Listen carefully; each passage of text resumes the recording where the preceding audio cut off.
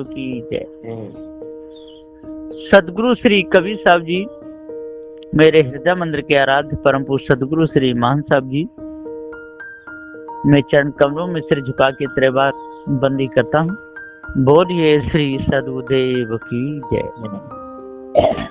सदगुरु श्री कबीर साहब जी सत्य बोधदाता, परम विवेकी, अखंड बाल ब्रह्मचारी, शुद्ध साफ पवित्र हृदय वाले संत थे।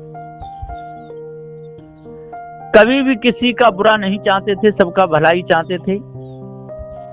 और सदगुरु श्री कबीर साहब जी आस्तिक थे, नास्तिक नहीं थे।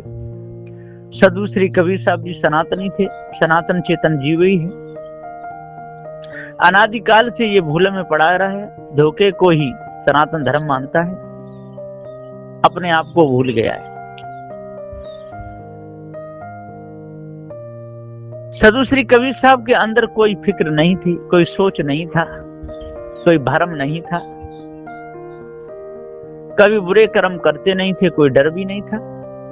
कहा भी है, बेफिक्र जीवन में होता है वह तान चादरा सोता है, चिंता न कोई रहती उसको निर्भय हो जीवन जीता है। बेफिक्र जीवन में जो होता है, कोई फिक्र नहीं, कोई चिंता नहीं, वह तान चादरा सोता है, वो मस्ती की नींद आती है उसको। कोई चिंता नहीं, कोई सोच नहीं, कोई फिक्र नहीं, कोई लेना नहीं, कोई देना नहीं, बुरे कर्म करने नहीं, है ना। ईश ब्रह्म परमात्मा का पूरा ज्ञान हो गया कि वो तो है ही नहीं। भूत चुड़ैल तंत्र मंत्र ये कोई होते नहीं, अपने कर्म ही सताते हैं, अपने कर्म ही दुखाते हैं, अपने कर्म ही रुलाते हैं, अपने कर्म ही नचाते हैं, जहां तक कर्म ही ले जाते हैं और कर्मों का ही फल भोगना पड़ता है। ऐसा जब पता है तो वो बुरे कर्म क्यों करेगा। बेफिक्र जीवन में सोता है, बेफिक्र जीवन में होता है वह तान चादरा सोता है, चिंता न कोई रहती उसको निर्भय हो जीवन जीता है।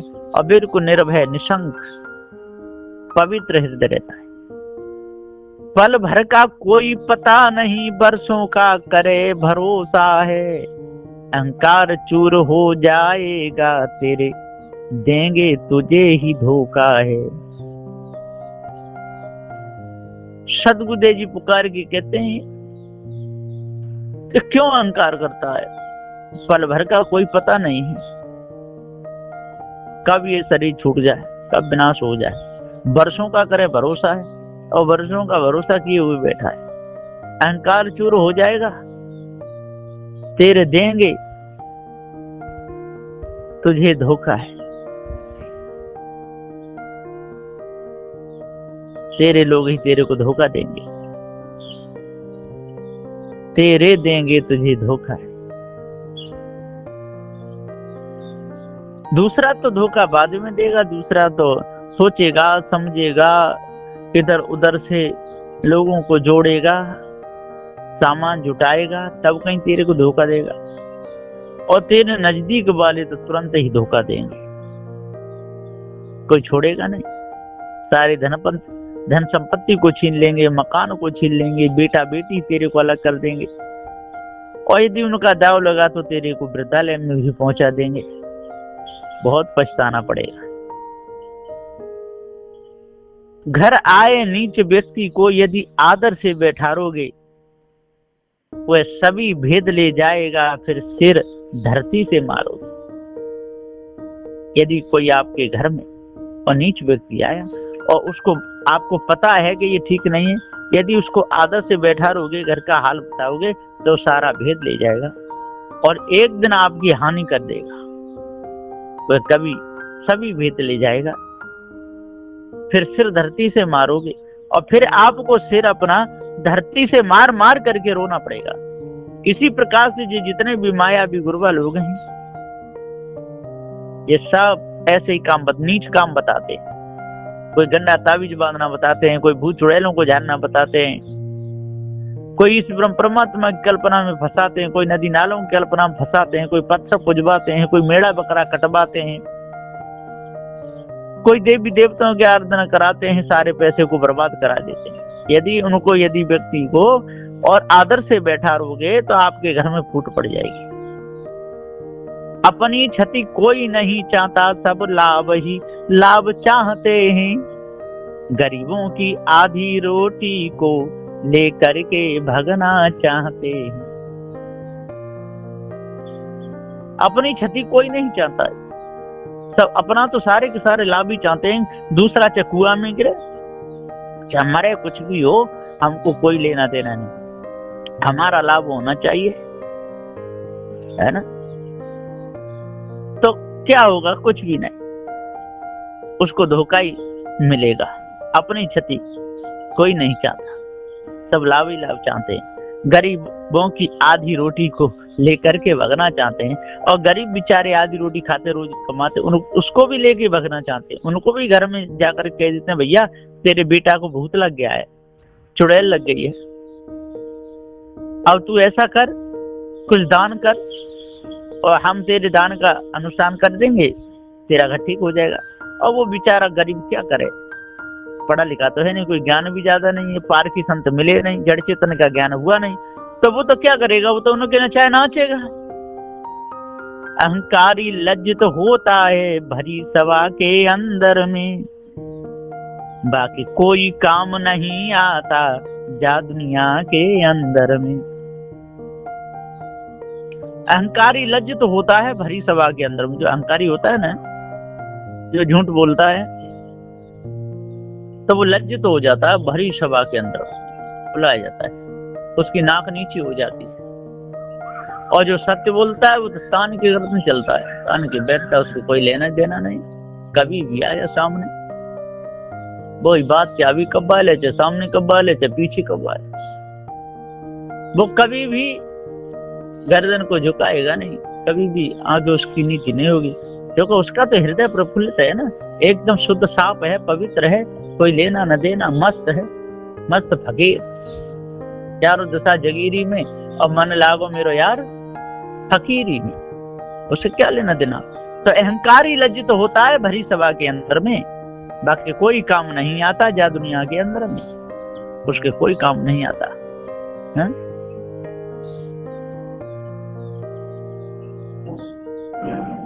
आपस की फूट विनाश करे, जो आपस की जो फूट होती है उसके द्वारा विनाश होता है। आपस की फूट विनाश करे, फिर से धुन पछताएगा। अपनों से बैर नित्य करे और दूसरे के घर में जाएगा।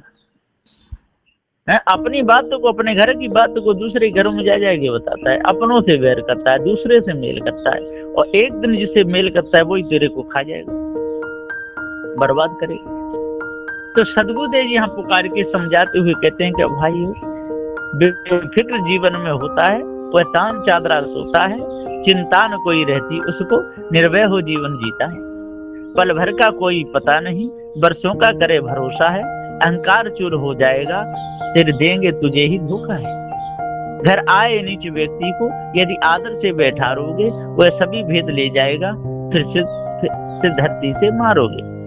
अपनी क्षति कोई नहीं चाहता, सब लाभ ही लाभ चाहते हैं, गरीबों की आधी रोटी को लेकर के भगना चाहते हैं। अहंकारी लज्जित होता है भरी सभा के अंदर में, बाकी कोई काम नहीं आता जा दुनिया के अंदर। इसलिए अपने आप को जानना चाहिए, भ्रम को त्यागना चाहिए, धोखे को दूर करना चाहिए। जो भ्रम को नहीं त्यागता है, धोखे को दूर नहीं करता है, और इन मायावी गुरुवार लोगों की बातों को ही सुनता रहता है, उन्हीं की बात मानता है, तो उसे धोखा खाना पड़ता है। ऐसे ऐसे नाम रख लेते हैं लोग अपनी बेटी बेटाओं के, है ना, दूसरे समझ ही नहीं पाते क्या हो गया। कहते हैं कि एक बुढ़िया थी और बुढ़िया की एक बेटी थी, बेटी का नाम उसने लाड़ प्यार में बरनी रख दिया। सब उससे बरनी बरनी कहते थे, बड़े प्यार से रहती थी, बड़ी हुई 20-22 साल की हो गई बरनी। अब बुढ़िया एक दिन उस बेटी को लेकर के अपने मायके को जा रही थी, बीच में नदी थी, नदी में पानी था, तो वहीं किनारे पे बैठी एक आया घोड़े वाला, तो उसे बोली, ओ बेटा ऐसा कर हमारी बेटी को उस पार निकाल दे, फिर मेरे को निकाल देना, ऐसे ऐसे जाना है। और बेटा तेरा नाम क्या है? उसने कहा माँ मेरा नाम है वरना। अच्छा बेटा वरना, तो फिर मेरी भी बेटी का नाम है बरनी, इस बरनी को उस पार उतार दे। ठीक है। अब उसने घोड़ी पे बैठा ले, घोड़ा पे और वरना पार ले गया तो उसने घोड़ा नहीं रोका, दौड़ा ले गया। अब बुढ़िया चिल्ला रही है ओ बेटा वरना, ओ बेटा वरना, हाय वरना बरनी को ले गया, हाय वरना बरनी को ले गया। लोग बहुत इकट्ठे हो गए, कह रहे बुढ़िया क्या पागल हो गई है? अरे वो पति पत्नी दोनों, अब वरना ही तो बरनी को ले जाएगा, और कौन ले जाएगा? दूसरा तो नहीं ले गया, दूसरा ले जाता तो हम डूब करते। तब तक तो वो बहुत निकल गया वहां से, ले गया। बुढ़िया रोती रहेगी। फिर बाद में बोली बेटा वो उस लड़की का पति नहीं था तो और कौन था? तो उसका नाम ही वरना था। मैं यहाँ बैठी थी और मेरी बेटी का नाम था बरनी, तो मैंने कहा बेटा इसको उस पार उतार दे। उसने पूछा इसका क्या नाम है? क्या बरनी? तो उसने बताया अपना नाम वरना, तो उतार दे भाई। जब वो ले गया तब मैं चिल्ला रही अब लोगों के लिए कि वरना बरनी को ले गया। सब बोले कि बुढ़िया आपको क्या पता? अरे तेरे को कहना था तो ये कहना था कि देखो मेरी बेटी को लेकर के भाग गया, तो हम पिछाई करते उसको पकड़ लेते। अब तो वो ले गया। तो सदगुरुदेव जी पुकार के समझाते हुए कहते हैं कि ऐसे ऐसे नाम रखे। अब हानि हो गई तो साहब कहते हैं कि ऐसे ऐसे नाम रखें देवी देवताओं के सारे संसार में, संकट मोचन, दुख विनाशक, सभी प्रकार के रोग कट जाते हैं।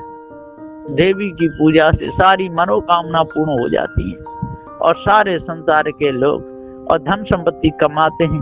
उन पंडा पुजारियों को पुंगाओं को खिलाते हैं, है ना, बर्बाद हो जाते हैं। जब कुछ नहीं मिलता तब रोते हैं कि हाय पंडे पुजारी ने ऐसा कर दिया, हाय मेरी बेटी पूजा करने गई थी वह पुजारी ने पकड़ ली। अरे पहले सोचना चाहिए, समझना चाहिए, देखना चाहिए, है ना। जो इतना ही भगवान पे अपना काम पूरा करवा लेते, इतने ही रिद्धि पूर्ण होते हैं, तो गांव गांव मजमा लगाते क्यों दौड़ते? अपने दिव्य दरबार क्यों लगाते? क्या लगाने की जरूरत थी? वो तो वैसे ही भगवान की कृपा से उनके पास पैसे आ जाते। एक फूंक मारते भगवान का नाम लेके अपने घर में, मोहरे सुपरी से घर भर जाता है। फूंक मारते भगवान का नाम लेकर के पैसे ही पैसे घर में हो जाते। उनको लाखों की भीड़ करने की क्या जरूरत थी? है? इतने बड़े बड़े पांडा लगाने की क्या जरूरत थी? अब कहोगे कि पारकी संत क्यों लगाते हैं? पारकी संत तो इसलिए लगाते हैं कि भ्रम को दूर करने के लिए। ये बेचारे भूले लोग हैं, भटके लोग हैं, सारे संसार में भटक रहे हैं, भटकाने वाले इनको परेशान कर रहे हैं, उनके माल को लूट लूट के खा रहे हैं। स्वयं अमीर बने हुए घर में बैठे हैं, अपनी चौधों पे हाथ फिरा रहे हैं, मोछे ऐंठ रहे हैं, खूब मलाई के लड्डू ला के खा रहे हैं। और गरीब बेचारे, उनको तो सब्जी रोटी भी नहीं मिल रही चैन से, कभी कभी भूखे ही सो जाते हैं। इसलिए ये भ्रम दूर हो जाए, ईश्वर परमात्मा का भ्रम दूर हो, तंत्र मंत्र जादू टोना का भ्रम दूर हो। ये लुच्चे लफंगे फंसा रहे हैं, इनके चक्कर से लोग बचें, इसलिए बचाने के लिए पारकी संत उपदेश कर रहे हैं, नहीं तो कोई जरूरत नहीं है। इसलिए भाइयों अपने आप को जानना चाहिए, भ्रम को अपने अंदर से निकालना चाहिए, धोखे को अपने अंदर से निकालना चाहिए, तभी पूर्ण शांति मिलेगी। नहीं तो मिथ्या धोखे में पूरा जीवन चला जाएगा। ऐसा पारकी संतों का मत है। बोलिए श्री सद्गुरुदेव की जय।